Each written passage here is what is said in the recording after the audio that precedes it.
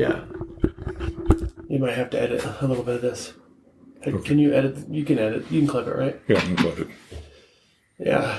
It's kind of rough this morning. Are we live? Yeah. I think I had one too many. Maybe two too many. Maybe four too many last night. Did you have a rough night? Was it Talk Soupy? Was it Talk? Oh, it became Talk Soupy. Oh, God. Were you Celebrity Jeopardy? How's your mother like it, Trebek? Oh, rough. Okay. Vegas Day Drinkers, here we are. Episode Ocho. We're calling this one Australian Films with Subtitles. Dingo. Dog? What did you watch? Cheers episode 2. Oh, that's right. Which is a prelude. We're going to talk about in this episode today, Mr. Beast, prequel Super Bowl stuff, the Neon Museum, a couple new bars, and episode 2 of Cheers. For you older folks out there, Mr. Beast is a YouTube celebrity. You might not know. Just saying. Do you know his real name, Darren? I do, but I don't know. I've heard it, but I just don't care. Jimmy Donaldson. Jimmy Donaldson, that's correct. Yes. How many followers does he have on his YouTube channel? A lot. He's one of the most followed. 317 million. He figured out the algorithm. He literally figured it out because he just rose to success. I don't know how he did it. I think I've seen a video where they talk about just the way he looks, his smile, because he kind of looks off. Right. A little bit, and they speculate that he does it just for the algorithm. Okay. Well, why are we talking about Mr. Beast today? Because I believe that he was going to put a bid in on TikTok, but also there was a Vegas relevancy as well. Yeah, in middle April, for 3 days, he's doing the Mr. Beast experience at Resorts World. That was just announced, and they started booking just a couple days ago. So is it going to be like a big giant ball pit for adults, or is it going to be kids too? I think it's all 21. I don't know what its cost is, but there's going to be on-site activations, immersive experiences, excuse me.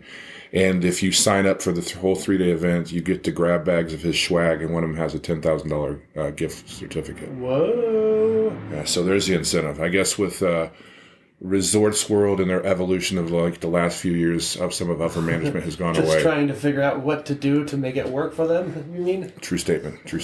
So, and obviously, Mr. Beast has a different following than your traditional casino. Well, we've talked about it before. Vegas is transitioning to a city of entertainment, not a gambling city, but a city of entertainment. A city of entertainment and a city of experiences. So it's that goes hand in hand with the entertainment, I believe. It's all an E-word. It's all an E-word. But that's coming in mid-April. So they're going to get kind of pumped up about that. And I've personally only watched a couple Mr. Beast episodes. I guess I'm not in the... Hold on just 1 second. And we're back. Don't forget to take out the trash on Saturdays. Yeah, no doubt. So yeah, Mr. Beast coming to Resorts World mid-April. So I'm sure there'll be some shenanigans going on. You know what? Actually, that sounds like fun. I do like the fact that Vegas is kind of figuring it out. They're doing it all around the world, but it's becoming a destination for experiences. You can do so many cool different things. Like Area 15, Mr. Beast, obviously. You got a lot of art installations. Yeah. Which is a good segue to the Neon Museum. That's what I was getting at. See? I pick up what you're throwing down. That's right. We record real time, so I look at this man across the table, so I see his inflection. Neon Museum, just north of downtown, is looking to move this year to somewhere undisclosed as of yet in the Arts District. So a little more fitting, I guess. Are they actually moving the complete thing, or are they just kind of... I believe they're moving from what I read, because they only displayed at any one time a third of their collection. Yeah, it's quite large. And so I was reading in 2023 alone that they had to turn away more than 30,000 visitors. Really? Yes. I would tell you, having been a number of times, and I was actually a member for a couple of years, that it's really neat, and I'm going to use the term brilliant because it is bright, but they also have a show that is called Brilliant, and if you haven't been, you really should go. It projection maps onto a bunch of the old signs that aren't illuminated, but it brings Vegas back to life in a way that I find is really cool, which represents the past and the future of Las Vegas. And it's really neat. Like, and anybody that lives here in town knows, Terrible's, the gas station. They have a giant Mr. Terrible in there, and he comes to life and he actually like sings, twirls his mustache and stuff. It's pretty neat. Yeah. This thing was initially funded by Yesco, which is Young Electric Sign Company, which is almost 100 years old, I believe, and they just operate down the street from where we used to work at McMullen's. So they've been doing 100 years of signage in the Las Vegas Valley. And some neat signs. I got to go in there once and see a couple signs they were working on it, and pretty cool stuff. Yeah, and to your point, I mean, it's the nostalgia of the past. It's when there was more individual design, I think, where there was more creativity. I mean, the blow your rods and cones out LED boards that they have now are great, but they don't have that novelty of the casino's past. Yeah, I mean, some of them do. They get those flexible LED displays and stuff like that now. I think they're pretty neat, but yeah, it's not filament and glass. Darren's playing nice. Yes. Yeah. But that's transitioning and moving, I guess, sometime in 2025. If you guys haven't been to the Neon Museum, it's a good afternoon outside of the casino if you want to feel like a human. And go to the Brilliant Show. Do not miss that because it is excellent. Yes. We are recording today on Saturday, the midway point of next week's Super Bowl, which will be a big weekend in Vegas. Should be. Just a small little event here in town. Yeah, I mean, obviously the event itself is in New Orleans this weekend. We have the Pro Bowl stuff down in Orlando. But as the teams get ready to travel to Destination City, I'm sure all the wagers are being made. Currently, the Chiefs are 1.5 favorite. As they should be. With the over-under of 49, I believe, 48.5, 49. So. Yeah, something like that. This message brought to you by DraftKings. Not really. No gambling apps as of yet, folks. Where would you watch the if you could pick anywhere to watch the Super Bowl, where would you watch it? Like here in Vegas, like I'm thinking casino-wise. In a corner with a shotgun and a bottle of Jack Daniels. Stressed out? Yeah. Wow. As it always do. Because my parents are out here, I try and watch it with them. I'm saying Vegas style. Like if you're going to do a Vegas style, what casino or sportsbook? I mean, obviously the casinos have learned how to monetize this too, and it's not just simply going into the sports book anymore. We all know the big ones, Westgate, Circa, Caesars, but they've transformed these into these, seat minimums and everything where I don't think you get the value. To me, to answer your question, is some of these local bars, they do these packages where you do see the value. You know, I mean, Parkway Tavern is doing $65, all you can drink for 4 hours. Wow. Yeah. Yeah. What says DUI like $65? Oh my God. Down payment on the rubbing alcohol. Yeah. I mean, Steiner's has done stuff in the past. Their package is a little more. I know Whiskey, where we've collaborated at before, has a package. I mean, it's just kind of calling around and where you're comfortable with. And then, years ago, funny story, when I was at Steiner's, he was doing, the all you can eat and drink package. And at the time it was $99. It's gone up since then. But that was the first year that the NFL were suing the casinos for using the term Super Party or Super Bowl Party. So everything had to be the big game. And the Steiners on South Las Vegas Boulevard had just opened. So there was an article in LVRJ. So in early search engine optimization, people saw the article online, and we would book out pretty much every year after that because people had such a great experience. Yeah, I mean, you bring it, Chris. You bring it. I know the lamb chops brought it. So I mean, those things are good. When you could have, all you could eat lamb chops for basically $100. I mean, you would consume your, For those that don't know, Steiner's is what style of pub it is? Is it? It's a Nevada style pub. Nevada style. What does that mean? I have no idea. No, it's got deeds and titles and relics of old Nevada in there. So it's just it's a good sports bar. My memory of Steiner's is not of you, but it is of Rhonda and blowing into that dang alcohol machine next to the bathroom. Oh, yeah. Was that thing a big hit? It was, because nothing says fun like drinking and blowing something. Bring your own straw, of course. Yeah. But speaking of Steiner's and other sports bars we checked out. Now, Darren, I've been a bit of a man on a mission lately. Darren hasn't been with me yet at a couple of the spots. But I did check out this week the new Evolve Brewing Company in the Bend, which is brought to you by Aces and Ales. So The Bend was a project that was kind of put on hold in the pandemic, and they never know it was going to be to fruition, but it's kind of a mini downtown Summerlin. It's going to be mixed use shops, retail. They obviously have the brewery where they brew on site. I like the room. It's clean. It's open. I like natural light and bars. It's got the garage doors. They've got a lot of other businesses going in there. It's a brewery, so they all have their own flavors, and then they do the collaborations with other local breweries, and they have some other stuff. Do you think this is a conversation to have later, and maybe more in detail, that eventually breweries will kind of like gobble up a big market share of the domestic beer market? Like Budweiser, Bud Light. It's because it seems to me that they're getting, every town has like their locals now and like their go-tos, and it's kind of like almost like a European experience, where they all have their local, and it's kind of breaking down that way here, in my opinion. I think that they've probably already done that, and that's why the big box breweries have consumed some of these by purchasing them, like Anheuser-Busch bought, Goose Island, etc. That was one out of Chicago. Yeah. I think eventually what drives it is because some of these prices have gotten so ridiculous on these flavors that it's going to be where you can bring the value back to the beer. Yeah, I remember going to Huddle and spending like $60 on like 5 beers. I was like, what the heck was that? They're good beers. They're excellent beers. Don't get me wrong, but it seemed to me, like kind of a little bit much.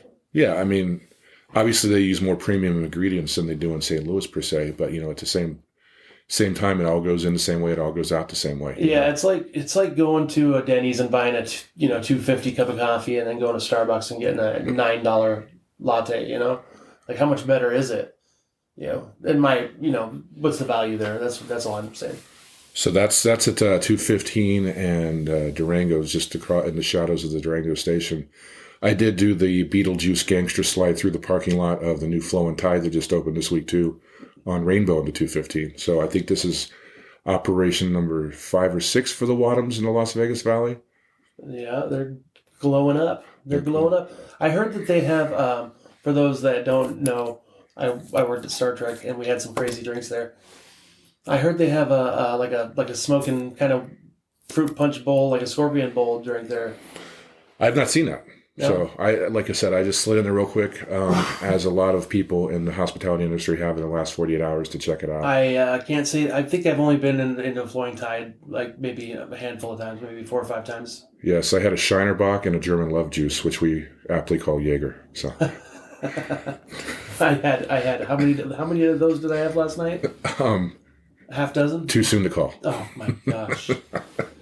I don't think it's love juice. I think it's detrimental juice. Detrimental juice. Yes. Did you see, too, that in addition to Zoox, which is the autonomous driving company that maps out here, that Waymo is now going to start driving the streets of Las Vegas this year? Oh, yeah. Well, that's inevitable, it's just a matter of time. I think it's great. I think any way it's easier for somebody to not drive when they have been, imbibing. It's good. And any way that, because Vegas kind of shot themselves in the foot. I benefited from the shenanigans of taxi drivers and limo drivers back in the day because I was a graveyard bartender, and I made a lot of good money off those people, but they were ripping everybody off, including the owners and the riders. And so, it backfired on them. And now we have what we have. We have autonomous drivers, ride shares, all kinds of stuff. It's great. It makes it cheaper, it makes it more competitive. Although I do believe that, and not to get tooty or whatever, but I believe that, the companies should pay their drivers more, but that's just me. Or more percentage of the way, Yeah, because, it's just literally software that drives everything, and, how much does that cost to develop? Right.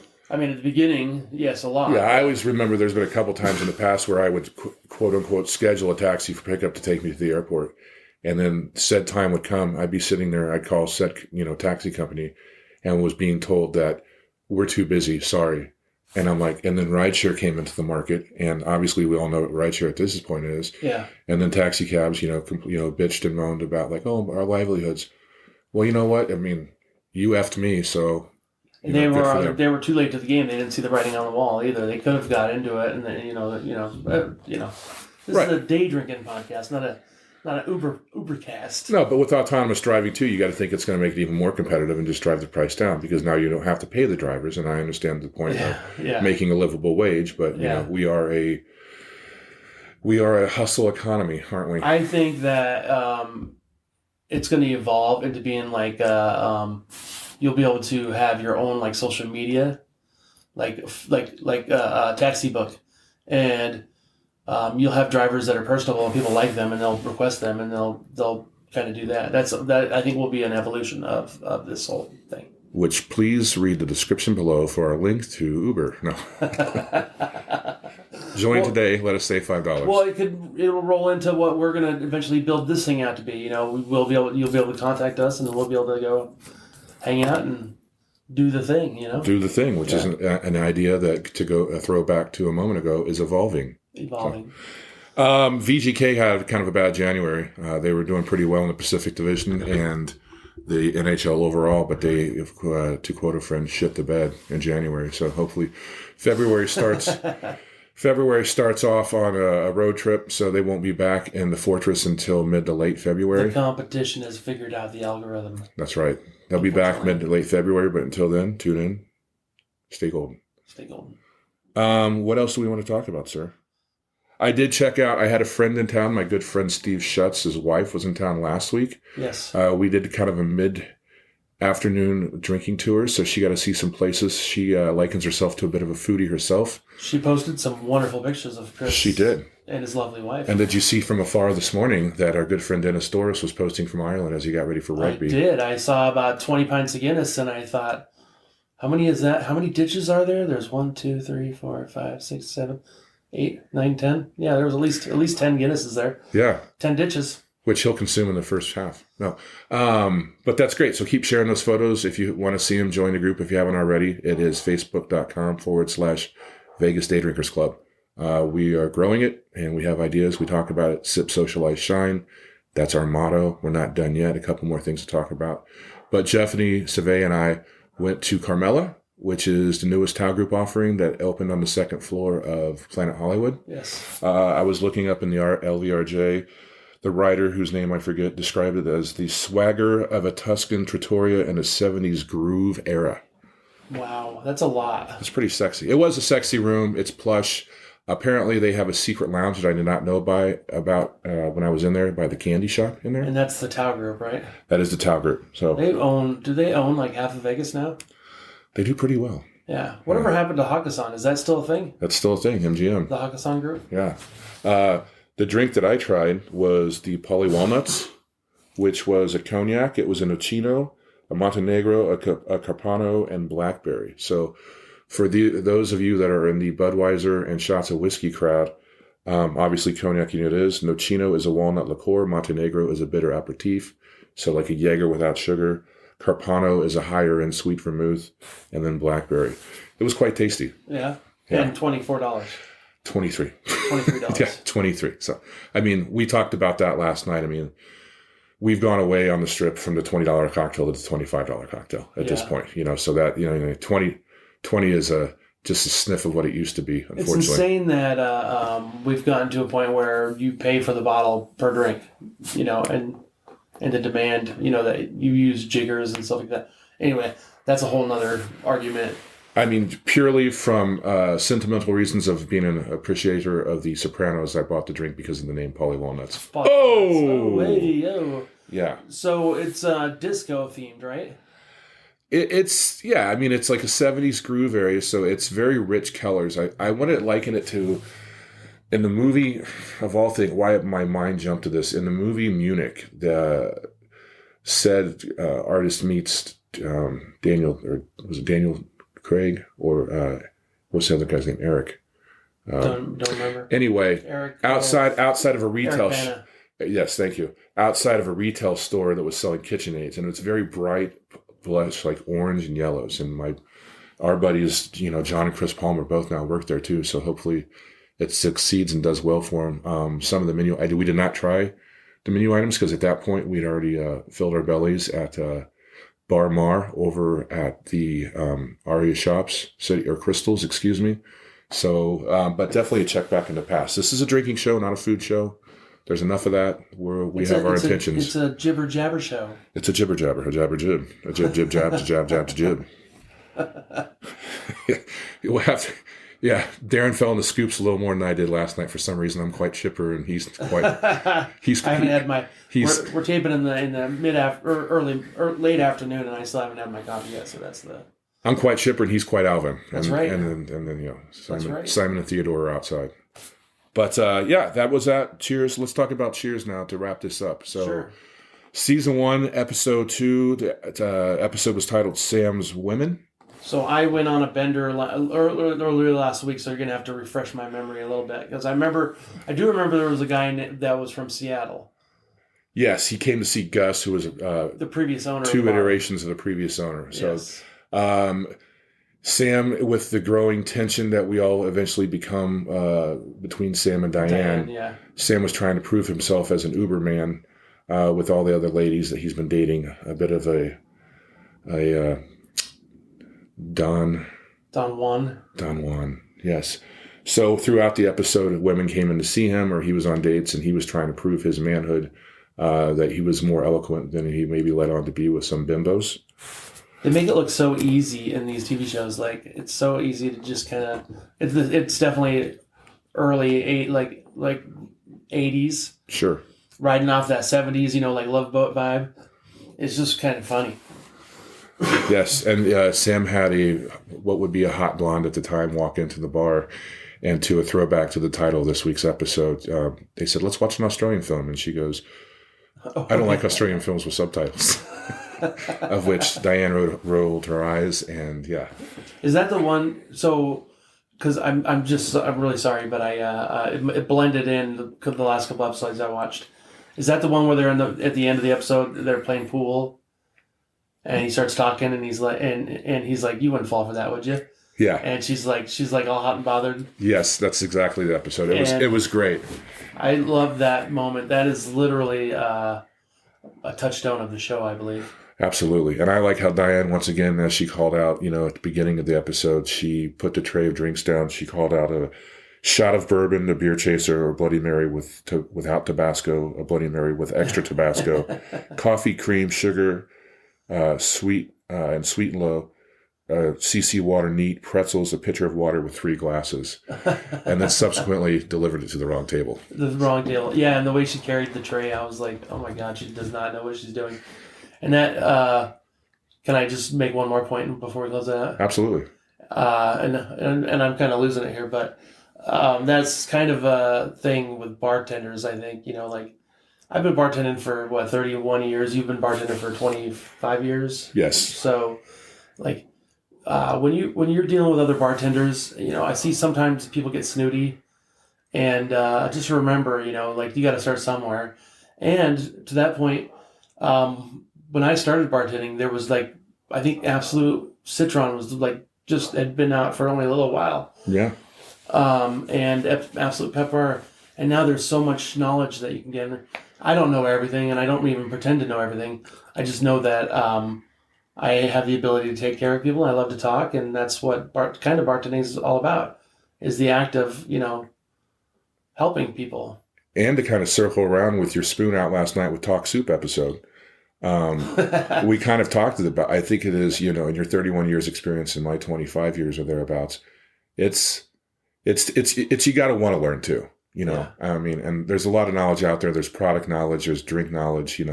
I learned how to make drinks sitting in the service well watching people. If you really learn 10 drinks, that's what most people get started with. Yeah. But when you get into the specialty cocktails like the Polly Walnuts, etc., when somebody walks up to you and they're like, "Give me a 3-legged frog," and I'm like, "What the heck is that?" I mean, we were talking to Joe last night about the snake bite, right? Yeah. So the Yukon and the lime juice. Yeah. Is that what it was? Yukon Jack and lime juice. Yeah. I mean, that's a back east. But, just a willingness to learn or not just be, It's like, for me, rough. For me, the forever argument for me is like, don't you dare put soda in an old fashioned. Well, I'm going to tell you right now, I learned 31 years ago, you put soda in an old fashioned. And maybe it's regional, and I've seen both accounts. The earliest recipes of old fashions they have effervescence in there. So say what you want, but soda does go in an old-fashioned. Did you see in the tabloid that we call the Vegas Bartenders and Server Group? No. Somebody posted a picture of somebody had made an old-fashioned in a martini glass. Oh, really? And it had, I guess, the ilk of the color of an old-fashioned, but I don't know what it was. Really? I was like, all right, there's learning. So, that's funny. Which is a good way to wrap up this week's episode 8. We'll be back to you hopefully before the Super Bowl. Again, we're always working on things. Sip, socialize, shine. Darren's going to get his coffee. I'm going to go to work. Thank you for listening. If you haven't subscribed yet, email us some questions, all the stuff that you're supposed to do on social media. That's right. Bye. Bye.